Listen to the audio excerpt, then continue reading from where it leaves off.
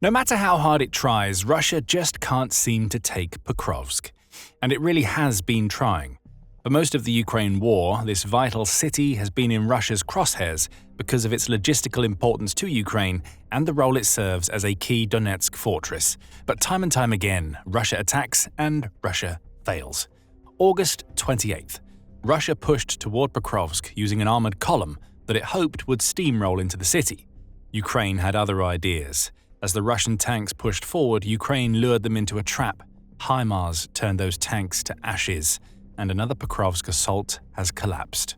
On September 1st, United 24 media reported that Ukraine's airborne forces, with support from a deadly HIMARS strike, had successfully routed a Russian armored column that was trying to push its way deeper into the Pokrovsk region.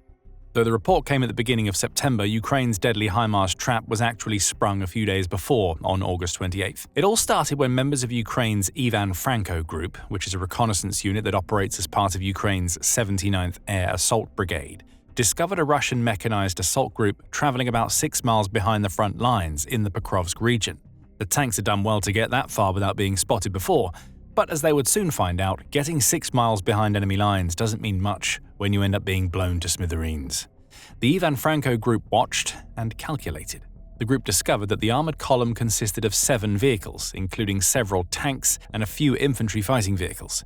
Accompanying the tanks and infantry fighting vehicles were 100 soldiers, some of whom were riding as part of the convoy on motorcycles. That may seem like a strange choice of vehicle, but it's one that Russia has been utilizing for much of 2025.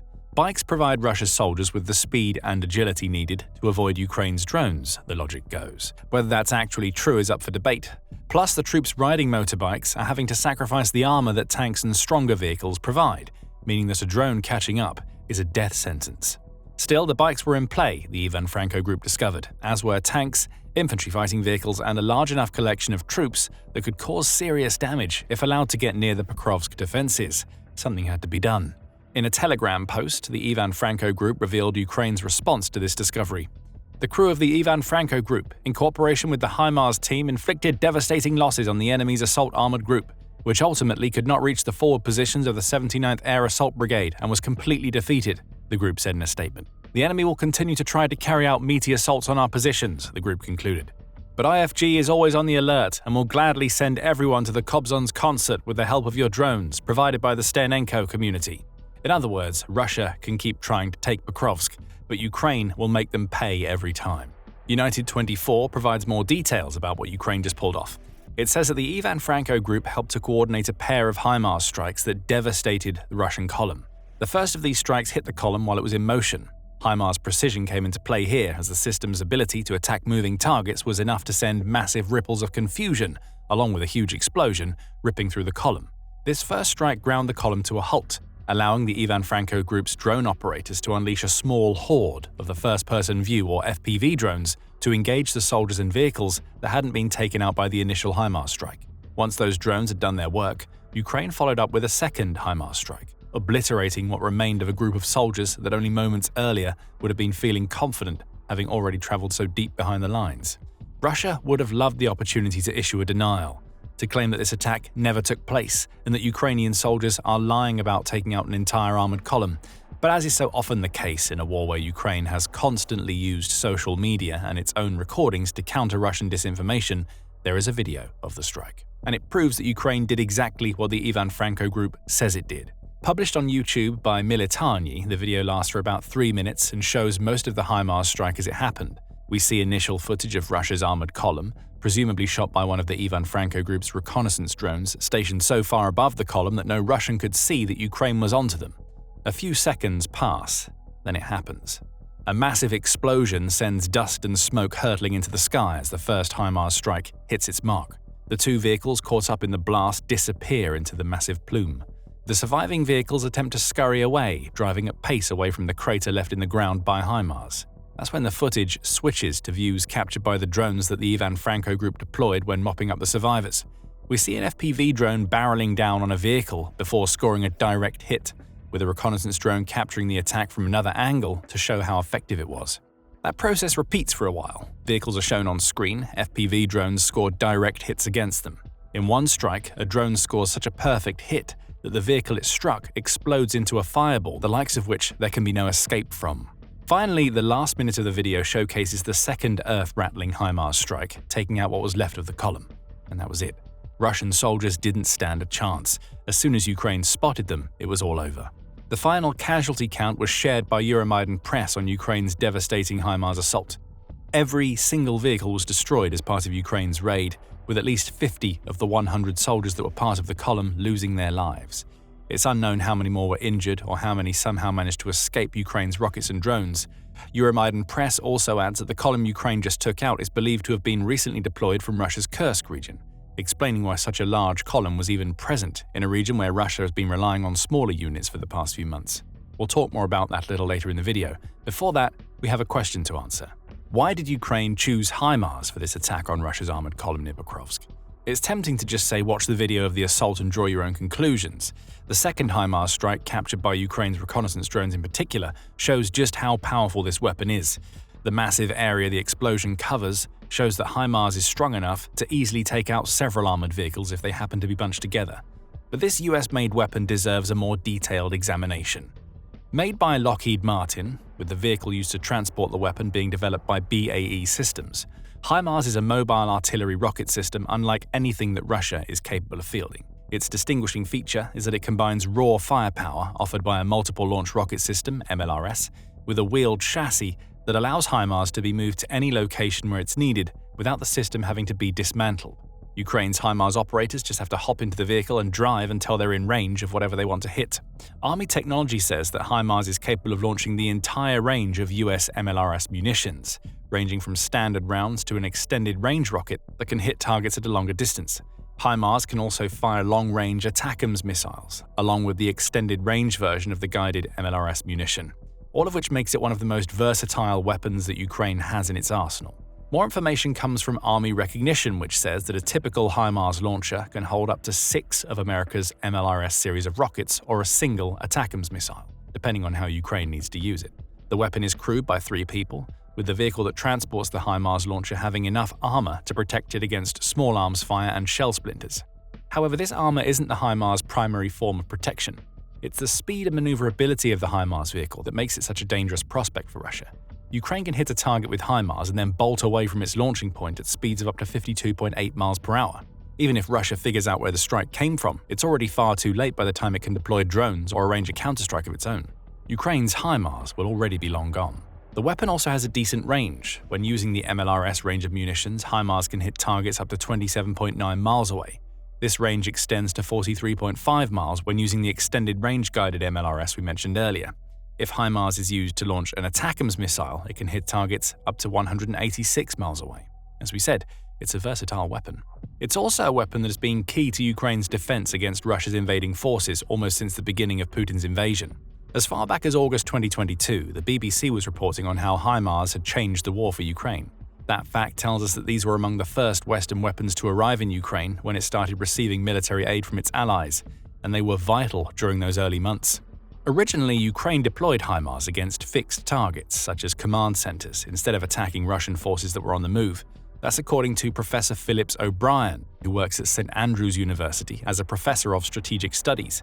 It was used up and down the front in eastern Ukraine, striking at ammunition depots some 30 miles behind the Russian lines, O'Brien told the BBC in August 2022. However, Ukraine has started to unleash the HIMARS potential by attacking moving targets by that point too, the professor said. And as we say on August 28th, over 3 years after the BBC's report, Ukraine has perfected scoring direct hits on tanks and armored vehicles that are trying to assault its defenses. A few months after that BBC report, Popular Mechanics was also lauding HIMARS as a game changer in an article where it said the weapon allowed Ukraine to get back in the fight against Russia and its seemingly never-ending stream of soldiers and armored vehicles. Ukraine was taking back territory at a rapid pace with the help of HIMARS in 2022, the outlet said, noting the liberation of the key cities of Izium, Liman, and Kupiansk as examples.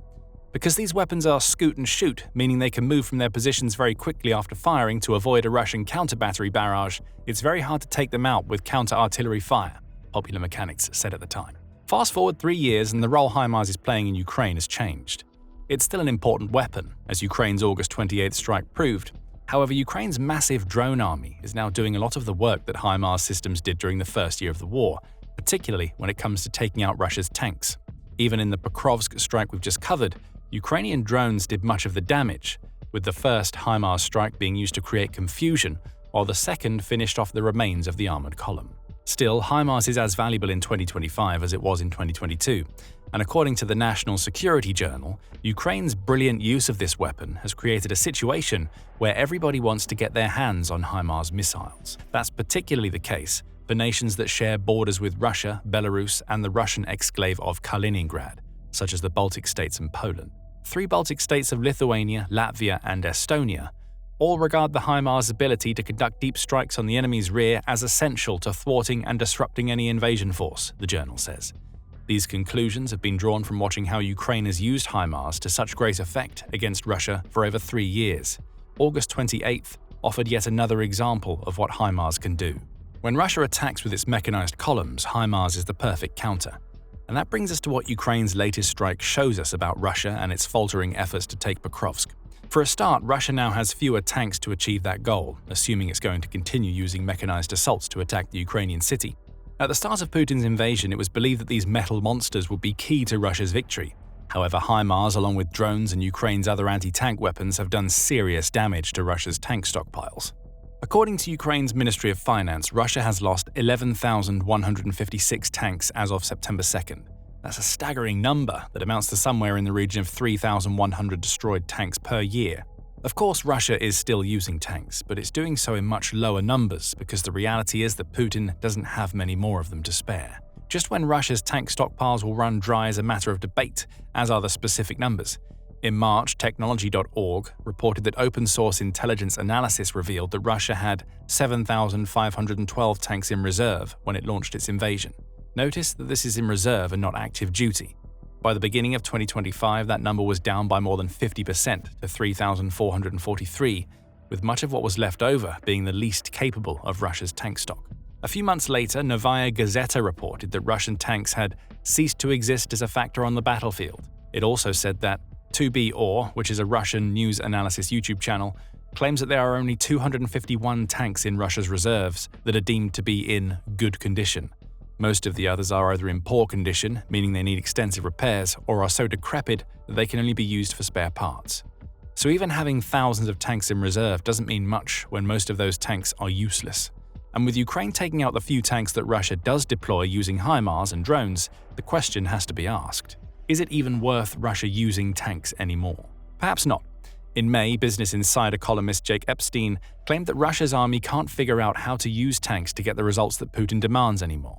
Russia's failure to adopt a combined arms approach, in which its tank assaults are part of combination attacks that involve support from other units, is a key factor here. A lack of air superiority means Russia can't clear the way for its tanks, resulting in incidents like what we just saw on August 28th. David Axe, writing for The Telegraph in October, also points out that Ukraine's FPV drones have completely changed Russia's tank warfare approach. Tanks aren't obsolete, Axe says, at least not yet. But Russia has to think long and hard about how it's using them if it's going to get any results.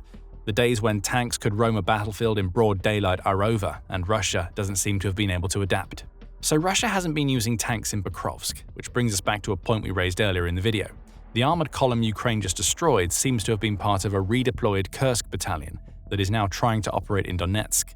That battalion hasn't received the memo that the sorts of large-scale mechanized assaults Russia launched during the first few years of the war aren't possible in Pokrovsk.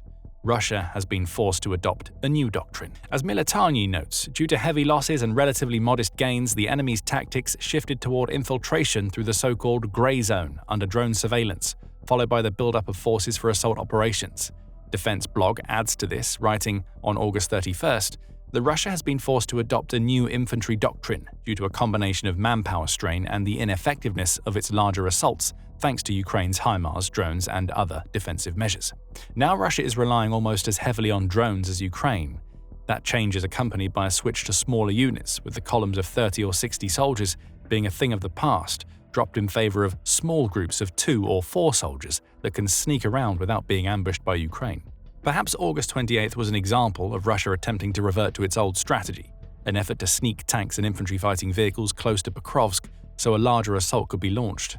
If it was, Ukraine's HIMARS ambush just reinforced the point that armored columns simply don't work anymore. Ukraine has too many measures in place to counter those columns, meaning every mechanized assault by a Russian military that's quickly running out of the equipment it needs to launch those assaults is going to end in disaster. Over 50 dead soldiers and an entire mechanized column being destroyed is proof of that. And that brings us to Russia's target in all of this. Pokrovsk is one of the most, if not the most, important city in Ukraine right now. For years, Putin has been pushing to claim this city, with the summer of 2025 representing the largest of those pushes as he dedicated 110,000 troops to a renewed offensive. Putin wants Pokrovsk because of what it represents. To Ukraine, it's a logistical lifeline, a city where roads and railways converge, allowing Ukraine to keep supplies flowing to its troops elsewhere in Donetsk and the general Donbass region. The loss of that logistical hub would devastate Ukraine's efforts to defend Donetsk, which is precisely what Putin wants. It also doesn't hurt that Pokrovsk is only a handful of miles away from the Donetsk Oblast's administrative border. Reaching that border would give Russia a legitimate claim to having conquered Donetsk, which in turn gives Putin the leverage he needs to claim that Ukraine should hand over the oblast as part of any future peace agreement. But there's more to it than that, at least from the Russian perspective. Gazeta Express points out that many Russian media outlets have started referring to Pokrovsk as the gateway to Donetsk, highlighting both its importance as a strategic position and to Russia's symbolic claim that Donetsk itself is and always has been part of Russia. Taking Pokrovsk would also grant Russia the ability to attack other regions, such as Dnipropetrovsk in Ukraine's west, along with the city of Chasiv Yar. In short, Putin needs Pokrovsk. Ukraine just showed him that he's not going to get it using armored columns. Whether August 28th represented Russia experimenting with an approach that it already knows doesn't work, or it was a case of Russian soldiers being displaced and not knowing what they were supposed to be doing doesn't matter. What matters are the results. 7 vehicles destroyed, at least 50 dead Russian soldiers, and most importantly of all, Pokrovsk still stands. The fact that this is the case showcases just how much of a terrible failure Russia's vaunted summer offensive has been. Whether it's the failure to capture Donetsk or the complete collapse of its forces in Sumy, Russia has managed to achieve almost nothing, while losing massively along the way. Find out more in our video, and remember to subscribe to the Military Show for more coverage of the latest developments on the Ukraine war's Eastern Front. And thank you for watching.